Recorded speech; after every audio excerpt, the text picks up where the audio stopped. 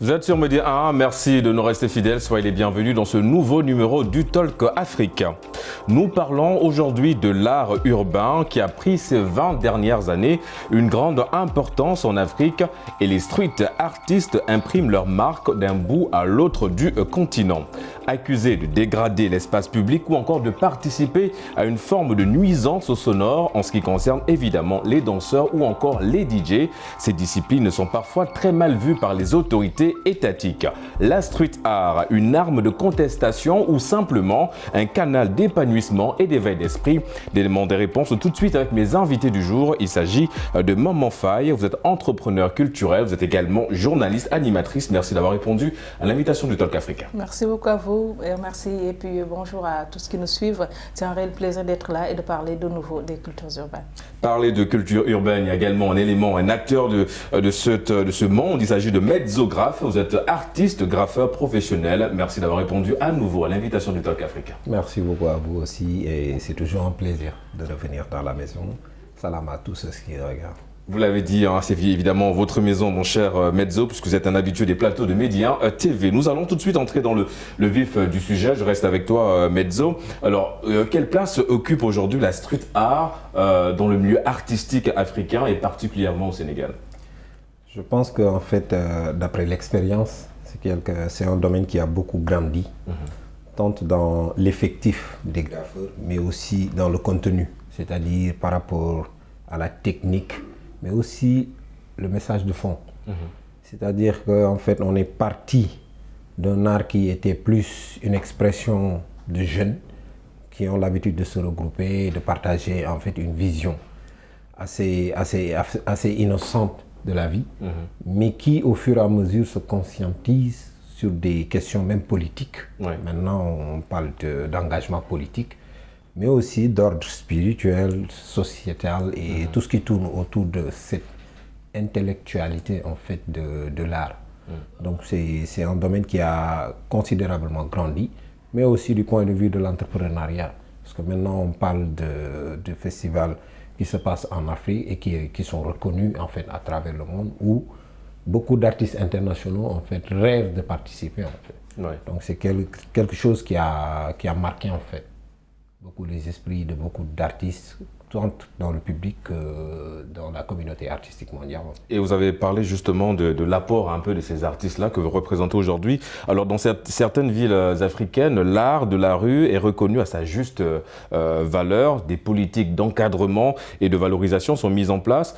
Pourquoi, selon vous, d'autres pays ont du mal à calquer sur des modèles de réussite, un peu comme celui du Maroc, où le Maroc est plutôt bien structuré en ce qui concerne évidemment les arts de rue? Parce que je pense qu'en fait, les autorités compétentes, des fois, ne prennent pas le temps de questionner cet art par rapport à son contenu économique, son apport culturel et même l'image en fait d'ambassadeur que jouent les artistes à l'extérieur. C'est différent, par exemple, comme au Maroc, où on voit les autorités s'impliquer totalement dans cette démarche artistique, puisqu'ils comprennent que ce n'est pas juste des artistes qui vont sortir peindre. Ils ont un message, ce message va porter sur tout ce qu'ils ont comme valeur culturelle, donc une exposition dans cette vitrine de tourisme qui ouvre des perspectives, des opportunités, des ressources à ce pays-là. Parce qu'il y a beaucoup de gens à l'extérieur qui vont venir vouloir visiter le pays. Exactement. Échanger avec des artistes, c'est un apport du point de vue touristique. Quand l'artiste sort aussi, il sort avec le drapeau du pays. Donc il représente ce pays avec tout ce qu'il a comme richesse en dehors et vendre cette destination. Exactement. Ils ont compris que c'était du donnant-donnant par rapport à cette gestion du pays et l'apport que l'artiste joue dans cette gestion de ce pays-là, en fait. Exactement. Il y a évidemment beaucoup de politiques d'encadrement et de valorisation des métiers de la street art. Maman Faye, vous êtes entrepreneur culturel. Avant, évidemment, d'entrer en profondeur, peut-être revenir en quelques lignes un peu sur les objectifs premiers de cette discipline, de ce métier, entrepreneur culturel. Alors, comme Badzo l'a dit, je pense que le problème au départ, c'était un problème d'appropriation. C'est-à-dire que c'est une culture qui est jugée comme importée, entre guillemets. Et donc, du coup, dans certains pays, ça a toujours été considéré, bien, en tout cas, une partie a été considérée comme une musique à part ou bien une culture à part. Donc, ceux qui le font sont dans leur coin et puis le reste du pays, je peux dire, sont de l'autre côté. Ça a longtemps été comme ça. Mais de plus en plus, on voit quand même qu'ils arrivent à comprendre. Et je pense que le problème aussi, c'était que même nous, les acteurs, on avait un problème pour montrer justement l'apport, comme vous dites, ou bien les objectifs de cette culture-là. Mais quand on voit en termes de formation, en termes de ressources humaines, en termes même d'employabilité, ce que la culture, en tout cas les cultures urbaines en particulier, sont en train d'accomplir, ça veut dire que la donne est en train de changer. Et je pense que les autorités sont en train quand même de revoir un peu leur politique dans ce sens-là. Si on prend l'exemple du Sénégal, on a vu avec certaines choses qui sont mises en place, la SODAV, bien entendu, le Fonds de développement des cultures urbaines aussi. C'est une manière de montrer que les autorités ont compris que c'est un secteur très très dynamique et qui a un potentiel énorme et qui, s'il est accompagné, peut vraiment accomplir de grandes choses dans le pays. Alors, je le rappelle, vous êtes également entrepreneur culturel. Quand on parle de la street art, il y a plein de disciplines à l'intérieur. On parle du DJing, on parle de la danse, on parle du graffiti et également. Qu'est-ce que vous faites concrètement au sein de votre association, de votre entreprise pour valoriser justement ces métiers de la rue? Alors, en dehors même de ma structure For Event, je suis en même temps présidente de WeManagement.sn, qui est le réseau des managers et entrepreneurs des cultures urbaines au Sénégal. C'est-à-dire c'est une association qui existe depuis bientôt 8 ans ou bien 7 ans et qui regroupe des managers d'artistes, des directeurs de festivals, des producteurs, ainsi de suite dans tout le Sénégal. Et ça nous permet d'avoir une vision un peu plus claire et objective de ce qui se fait à l'intérieur du pays comme à Dakar. Et on voit qu'il y a beaucoup de festivals, comme le disait Madzo tout à l'heure, il y a énormément de festivals. Et dans ces festivals, il y a plusieurs activités qui ont plusieurs objectifs. D'ailleurs, vous avez déjà les formations qui quand même accompagnent les jeunes pour plus de structuration, mais surtout pour qu'ils puissent être indépendants financièrement. Vous avez aussi des plateaux de spectacles qui visent à montrer la créativité des artistes. Vous avez des panels qui sont des cadres d'échange et de sensibilisation, de conscientisation justement, non seulement pour les acteurs des cultures urbaines, mais aussi pour les autorités de ces régions-là, pour qu'ils viennent justement découvrir ce qui se fait. On a les défilés de street art, ainsi de suite, ensuite. Et puis c'est vrai que de plus en plus, on parle même plus de hip-hop, la plupart du temps on parle de culture urbaine, parce qu'il y a d'autres choses qui viennent se graver au hip-hop, par exemple, qui ne faisait pas partie des quatre piliers, on peut dire, des cultures urbaines au départ, c'est-à-dire le DJing, le graffiti, le rap, la danse. Maintenant, il y a d'autres qui viennent s'agripper, entre guillemets. Et voilà, donc on parle beaucoup plus de culture urbaine, c'est-à-dire que c'est un mouvement qui est en train de grandir et qui reçoit d'autres personnes qui font des choses qu'on peut affilier justement et quelles sont les difficultés auxquelles vous faites face en ce qui concerne évidemment la promotion de ces cultures? Alors déjà, côté médiatique, je pense qu'il y a vraiment un problème à régler dans ce sens-là. Je trouve que dans les médias, encore, la place des cultures urbaines n'est pas encore si présente que ça. On a 1 heure, 2 heures par... voilà. Donc ce qui est vraiment... c'est très peu en fait. Très peu, parce qu'on est des milliers de personnes. On peut dire, quand vous voyez dans chaque région, il y a plusieurs structures. Chaque structure a peut-être 10 ou 20 membres, ainsi de suite. Donc voilà, ça nous fait peut-être 300 ou bien 200 par région. Et puis quand vous venez à Dakar, vous êtes beaucoup plus il y a beaucoup plus de ça. Donc, toutes ces personnes-là, où ils vont diffuser justement leur création, c'est un problème. Si on n'a pas assez de plateaux de spectacles, c'est un problème. Tous ces artistes où ils vont valoriser leur talent. Voilà. Donc, côté média, c'est un problème. Même pour l'environnement culturel, ça reste un peu, parce que c'est tout un tas. Par exemple, aujourd'hui, pour que le DJ soit payé à sa juste valeur, il faut que économiquement, qu'il y ait des rentrées dans les événements qui se font. Mais on voit que la plupart des événements sont faits gratuitement, les festivals sont gratuits, ainsi de suite, ce qui fait qu'on a un problème pour trouver vraiment un modèle économique qui permet justement de mieux valoriser cette culture. Alors, Madzo, la street art était largement présente lors des campagnes de sensibilisation contre la propagation de la Covid-19. On a vu un peu des fresques partout dans les ruelles de Dakar, ou encore lors des joutes électorales également. Plein de messages ont été publiés sur des murs, si on peut le dire ainsi. Vos prises de position sont parfois jugées un peu virulentes. Partagez-vous cet avis? Bon, je pense qu'en fait, l'artiste, en quelque sorte, c'est celui qui retrace les réalités de son époque. Il est directement impacté par le milieu de vie dans lequel il évolue. Donc, quand il va s'exprimer de manière artistique mais par rapport à une réalité bien présente. Ouais. Certains vont l'accepter, certains ne vont pas l'accepter, c'est dans l'ordre des choses. Mais ce qui est plus important pour moi, c'est que l'artiste ait parlé. Ouais. Et c'est ça qui est important en fait. La manière dont il parle, c'est par rapport à ses capacités artistiques, par rapport à son identité artistique même. Cela peut être mal vu ou incompris, mais bon, cela reste aussi du ressort de l'artiste de s'exprimer comme il faut en fait. Ouais, et parfois vous êtes vus un petit peu comme des contestataires. Est-ce qu'aujourd'hui, il n'est peut-être pas un peu temps de revoir la manière de vous exprimer? Est-ce que revoir sa manière de s'exprimer, c'est par exemple refaire tout en ce qui concerne la manière de pratiquer par exemple ces arts de la rue, en l'occurrence le graffiti? Contestataire parce qu'en fait, ici, il y a ce problème en fait de grammaire. D'accord. Ils vont te taxer de contestataire parce que tu ne fais pas partie de ce parti politique qui est au pouvoir. D'accord. Donc, ce n'est pas dans une dynamique en fait objective des choses. C'est-à-dire, quand on est artiste et qu'on voit que quelque chose ne va pas, on le dit selon ses habiletés artistiques. D'accord. C'est-à-dire, il y a des rappeurs qui vont faire des sons par rapport à cela. Même dans la danse, on va avoir des expressions qui traduisent, je ne dirais pas cet mécontentement, mais cette indignation en fait qui caractérise l'humain. Donc c'est avant tout, ça reste un mot d'expression. C'est juste voilà. Ça en fait. D'accord. Après, la manière de faire les choses, comme je l'ai dit tantôt, c'est relatif à chaque artiste. Parce qu'il y en a certains qui vont plus... Ouais, ça dépend de la sensibilité. Voilà, de la sensibilité. Il y en a qui vont être plus dans le politiquement correct.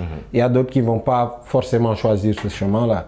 Ce n'est pas pour autant qu'ils doivent être en fait mis à côté. C'est juste des artistes qui s'expriment. Mais moi, je dis tout le temps que quand un artiste donne un message, que les gens prennent le temps de l'examiner en fond, en fait. Ouais. Ou peut-être à l'image de ce que Maman Yaya vient de dire, c'est peut-être les autorités de venir vers vous pour essayer d'avoir une explication un peu plus large et artistique de l'œuvre, tout simplement. Carrément. Et il y a aussi cette dimension médiatique des choses qui font qu'en fait, on a fait des émissions où on a expliqué ce qu'on a eu à faire. Maintenant, on va parler par exemple dans le domaine du Covid. L'artiste peut avoir un point de vue politique par rapport à cette situation-là. Ouais. Mais nous, pendant cette époque-là, on a plus opté à la sensibilisation. Ouais. Donc, il y a un livre disponible, c'est un atlas mondial même de tous ceux qui ont fait des fresques, où l'exemple du Sénégal est fortement présent comme vraiment une initiative à encourager. En fait. Maman Yaya, est-ce qu'aujourd'hui, la censure peut-elle être vue comme un frein à l'expansion justement de ces disciplines de la rue, de la street art tout simplement? Mais bien sûr, il y a cette liberté d'expression, pour ne pas dire liberté artistique, qui est à respecter. Chaque artiste a sa sensibilité.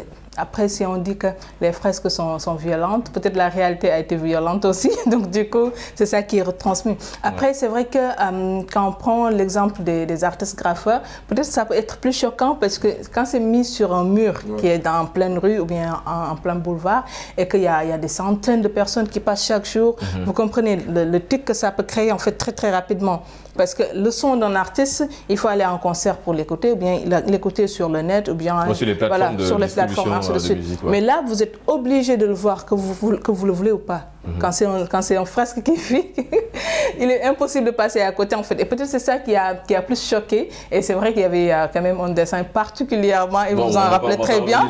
On ne va pas revenir là-dessus. Voilà, mais c'est ça. En fait, cette image a beaucoup choqué. C'est ça, même si vous n'êtes pas passé devant, vous avez vu les images. Et peut-être c'est ça qui a amplifié un peu les choses. Mais après, en termes de censure, moi personnellement, je trouve qu'au Sénégal, on a quand même diminué les censures. Je prends toujours l'exemple du FDC. Je me dis que le mouvement hip-hop au Sénégal est quand même très contestataire, même si c'est un problème de grammaire.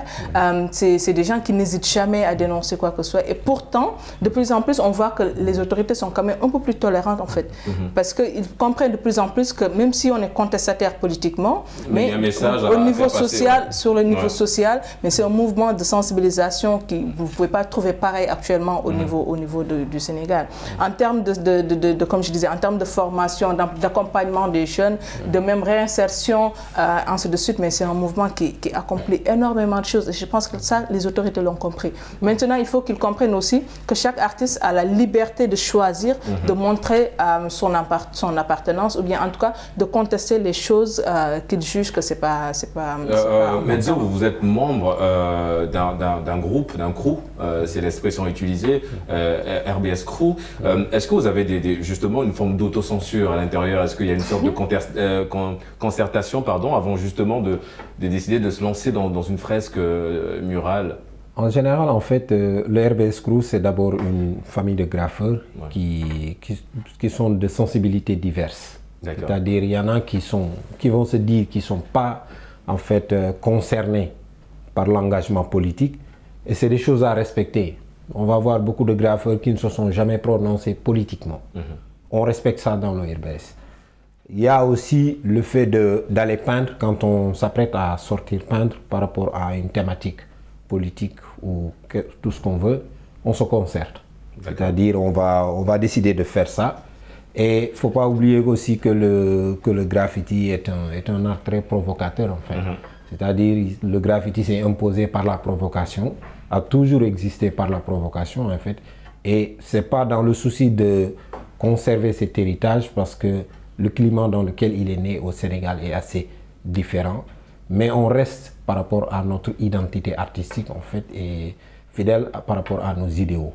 C'est aussi simple que cela en fait. Alors Maman Yaye, je le rappelle encore, vous êtes entrepreneur culturel. Plusieurs festivals de la street art sont organisés chaque année à travers l'Afrique.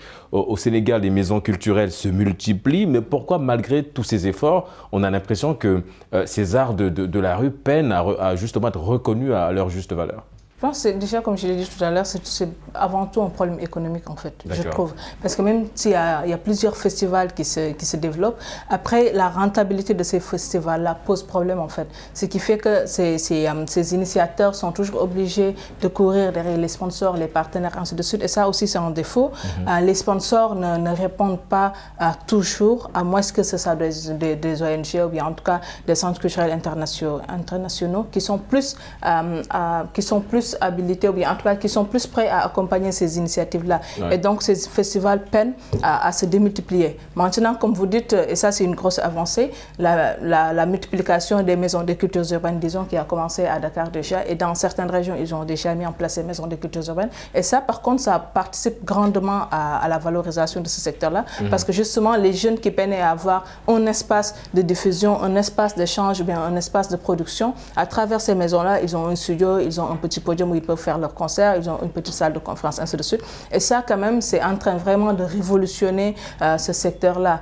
Et Medzo le disait tout à l'heure, ils sont provocateurs, certes, le graffiti, mais on voit de plus en plus que c'est eux qui sont utilisés pour les sensibilisations. Quand vous passez devant les hôpitaux, quand vous passez devant les centres de santé, ainsi de suite, vous voyez que du graffiti, en fait. Ça veut dire qu'ils ont compris que c'est la meilleure manière de communiquer. Parce que l'image, quand même, ça parle beaucoup plus rapidement. Voilà. Et même aussi pour les artistes rappeurs, c'est pareil. Ils sont de plus en plus sollicités pour des messages de sensibilisation, notamment pour la Covid, ainsi de suite.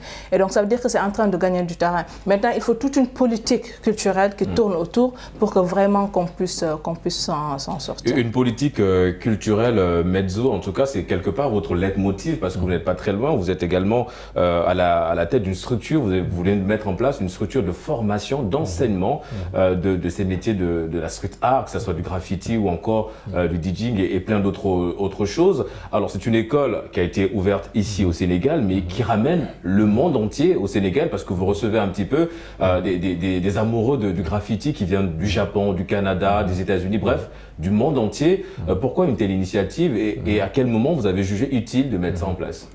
En fait, c'est par rapport à notre cheminement, on a compris qu'il y a eu des prédécesseurs qui ont poussé la chose à un certain niveau et que nous, en venant derrière, on avait aussi la responsabilité de pérenniser la chose en fait. Comment on interroge en fait la réalité de notre époque. On est à un moment crucial où on doit pousser les jeunes à la connaissance de soi, c'est-à-dire par rapport à cette sensibilisation, à l'éveil, par rapport à ses propres capacités, donc qui va impacter directement sur l'entrepreneuriat. On reçoit beaucoup de jeunes qui veulent être artistes graffeurs, mais si on t'apprend par rapport à la technique, qu'est-ce qui suit après? Tu vas pouvoir faire la chose, mais comment gagner un marché, comment s'ouvrir à des festivals à travers le monde, etc. etc. Vous avez plusieurs séances avec... Tant de questions en fait qui nous ont poussé à ouvrir ce centre. C'est-à-dire en même temps, on est en contact avec tous les graffeurs africains, si je peux me permettre, parce qu'on connaît les graffeurs, voilà, de l'Afrique aux Caraïbes, avec qui on échange, qui viennent nous rendre visite et on va chez eux aussi. Pourquoi pas créer un centre où on va diffuser en quelque sorte cette vision-là de l'entrepreneuriat. Mais par rapport à une connaissance de soi, c'est un centre de graffiti, techniquement parlant, mais aussi qui va enseigner selon ces critères d'engagement, d'autodétermination. Et pourquoi cette vision sur le monde? Parce que je rappelle qu'il n'y a pas que des Africains qui sont dans cette école publique en graffiti, en formation graffiti. Il y a plusieurs autres nationalités du monde. On parle du Japon, le Canada, la Belgique, les États-Unis. Bref, tout le monde entier se regroupe dans cette école. Oui, parce qu'en fait, on est très suivi. Ouais. On est vraiment suivi à travers le monde, mais ces gens, en fait, viennent aussi s'impliquer dans ce qu'on fait. Ils veulent comprendre ce qu'on fait, comment est-ce qu'on le fait et comment est-ce qu'on arrive à organiser les choses sans financement. Ça aussi, c'était une très grande question. Mais comme j'ai dit tantôt, c'est aussi par rapport à cette politique d'autodétermination qui va pousser ces jeunes-là à comprendre qu'ils n'ont pas tout le temps le droit d'attendre les gouvernements pour faire ce qu'ils ont eux à faire pour eux-mêmes. Est-ce qu'aujourd'hui le statut de graffeur ou encore de DJ ou de danseur a évolué? Est-ce qu'ils sont considérés aujourd'hui au même titre qu'un artiste tout court, selon vous? Alors, le statut, ça se pose pour tous les artistes au Sénégal, que vous soyez du mbala, que vous soyez du salsa, que vous soyez du hip-hop, ça revient au même. Les gens sont en train de se battre justement pour que ce statut d'artiste soit reconnu pour tout le monde. Mais ça, ce n'est pas encore le cas. Donc, du coup, tout le monde souffre pratiquement par rapport à ce statut. Donc, ça, c'est un problème qui est général pour tout le monde, en fait. Et quelle analyse faites-vous un petit peu on va dire, l'avènement des femmes dans les métiers de la street art? Alors évidemment qu'au Sénégal, en Afrique, on a notre sœur Zenix qui représente très bien évidemment la jeune féminine dans ce domaine-là. Très peu avant, c'était beaucoup plus un domaine très fermé qui appartenait aux hommes. Aujourd'hui, on remarque qu'il y a beaucoup de femmes qui s'investissent dans ces métiers de la street art. Quelle analyse faites-vous justement de cet amour aujourd'hui, cette passion tant développée par les femmes pour les métiers de la street art? Il y a une nette avancée, mais quand même ça reste encore très timide. Quand on prend le cas des managers d'artistes par exemple, mais il y a peu de femmes managers. Par exemple, nous qui organisons des festivals ou bien qui faisons des tournées dans les régions, notamment avec le show of the Year Tour, mais il est très rare de voir un artiste qui arrive et qui est accompagné d'un manager femme en fait. Donc ça veut dire que ça reste timide, mais quand même c'est en train d'avoir des avancées. Côté entrepreneur culturel en général aussi, il y en a de plus en plus. Dans le DJing aussi, on en a. Donc c'est en train de connaître une nette amélioration, mais quand même il faut parce que aussi il faut comprendre que c'est un secteur qui est assez difficile. Donc moi je le compare tout le temps à l'agriculture ou bien vous venez semer mais vous ne savez pas encore quand vous allez récolter et qu'est-ce que vous allez récolter, ce qui parfois ne peut pas être très compréhensible pour les familles au départ. C'est vrai que de plus en plus c'est en train de changer parce qu'ils ont des modèles. Et aujourd'hui on a beaucoup de modèles qu'on peut citer, des gens qui ont réussi à travers les cultures urbaines, qui ont pu se faire une place à travers les cultures urbaines. Et ça, c'est une chose qui compte pour les familles, de voir qu'à tel Madzo, il est là, et pourtant, c'est à travers les cultures urbaines, donc mon fils peut le faire, ou bien ma fille peut le faire. Mais il faut quand même qu'on puisse toujours montrer des exemples de réussite pour que les femmes puissent s'y mettre. Mais moi, comme je le dis tout le temps, il est possible de le faire, à condition de vouloir le faire. Et je pense que vous êtes dans cette optique-là, parce que je vois que Zenix aussi, qui est, on va dire, une pionnière dans ce domaine-là, qui est beaucoup à la rencontre et à l'écoute des jeunes qui veulent effectivement évoluer dans ce domaine-là. Mezzo, vous faites le tour du monde, j'ai envie de dire, vous voyagez beaucoup, vous faites le tour de l'Afrique aussi. Récemment, vous étiez au Togo, où vous avez participé à des activités de graffiti avec des graffeurs togolais. Une rencontre qui a été très bien reçue par le président togolais, qui vous a d'ailleurs un petit peu accompagné et félicité, qui vous a reçu d'ailleurs. Comment ça s'est passé? Racontez-nous un petit peu cet amour aujourd'hui de ces arts de la rue par un chef d'État africain, quand on sait qu'en général, ils sont un petit peu réfractaires de ce genre d'art. Je dirais plutôt au Bénin. Au Bénin. L'exemple du Bénin m'a toujours frappé parce qu'en fait, en 2012, la première fois où on a été, il n'y avait pas le mouvement graffiti, au vrai sens du terme là-bas.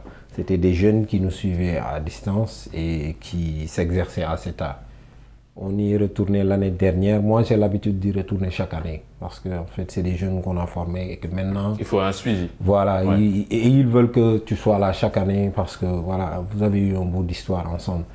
Mais tout dernièrement, j'ai été agréablement surpris de voir qu'en fait, c'est le président de la République lui-même et son épouse qui ont pris en charge tout le festival. C'est-à-dire, ils ont octroyé en fait des bombes professionnels. Quand je dis professionnel, c'est ce qui se fait le mieux dans le monde.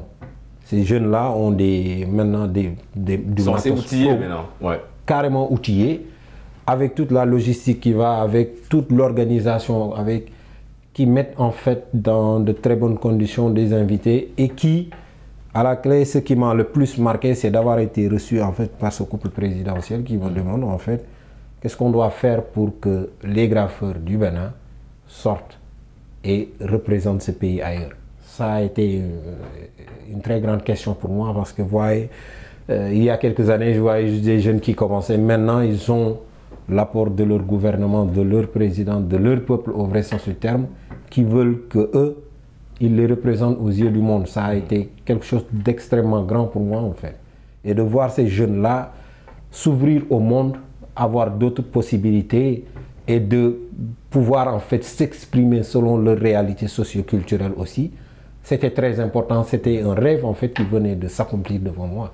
Yeah. Et on n'a pas l'habitude de voir en fait des gouvernements, en fait une personne à la tête même d'un gouvernement s'impliquer de manière très personnelle dans l'évolution des choses comme ça en fait. Et nous sommes malheureusement arrivés au terme de cette émission. On remercie Maman Faye, vous êtes entrepreneur culturel, vous êtes journaliste, animatrice. Merci d'avoir répondu à l'invitation du Talk Afrique.